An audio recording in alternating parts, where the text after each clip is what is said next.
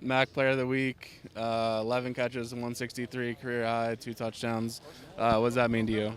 It just means that all the hard work that we've been putting in leading up to this point is starting to pay off, and we just got to keep going, keep building with it. That 12-yard corner touchdown with your helmet falling off, can you kind of describe that play? It seemed like a regular play until like it came to the catch point. I couldn't see it when the ball was in the air, and I just was able to get my hands on it, squeeze it. So it was a good play. And then later in the game, the 64-yard, huge touchdown for the team in the third quarter. Can you kind of just walk us through that play? It was just that. Honestly, it was just like what we practiced all week. We knew like once we got a certain look from the DBs that we would call that play, and it's just like we executed it to a T because we practiced it so well. So now it's 3 straight games with 10-plus receptions, 100-plus yards. You've been incredibly productive. What can you attribute that to, and kind of how healthy are you feeling, and overall, how are you feeling?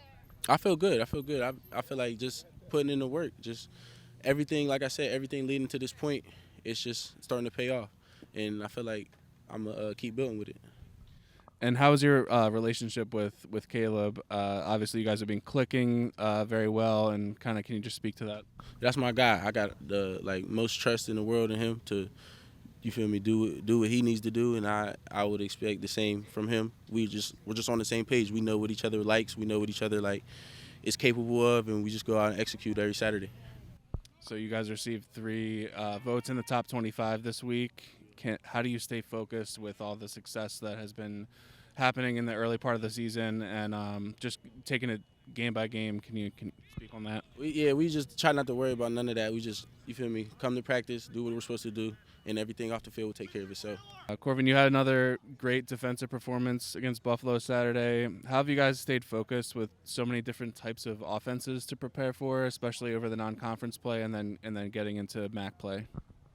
We just do a really good job of dialing into everything our coaches give us to study. They do a great job preparing us, and we all push ourselves to watch a lot of film on our own, so we just always come prepared. There's always a lot of film to watch. And can you kind of speak to the depth of the defensive line and how well they've performed this year? They've been playing great. They get a lot of pressures. They really affect the line of scrimmage. That's what they're great at, and they're great guys on third down, so they're just doing great. They got a lot of depth, a lot of good guys there, and they really changed the game for us. Has their play kind of made it a little bit easier for you to do your job?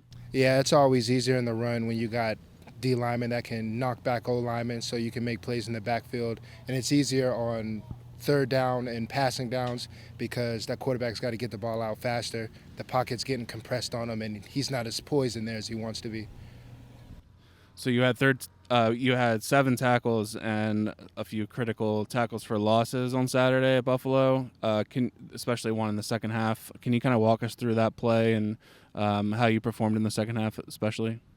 I feel like our defense, we tapped into something different in the second half. We just were, the scoreboard wasn't in our favor at certain points, but we just decided one thing we weren't going to do was fold. So, we just all went out there and we really wanted to make plays. Like everybody was itching to make the big play, and I was one of them that made one of the big plays in the second half. So I've heard a lot of you guys talk about kind of doing your 111th this year. Where does that come from, and can you kind of explain that mantra?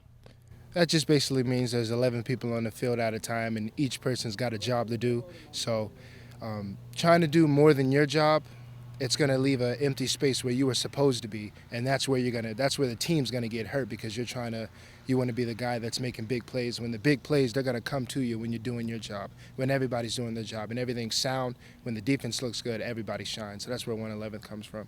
Well, is there a specific coach or anything that presses that on more than any other? It's really just become the mantra of the defense. So it's something everybody says. So I don't even know where it originated, to be honest with you.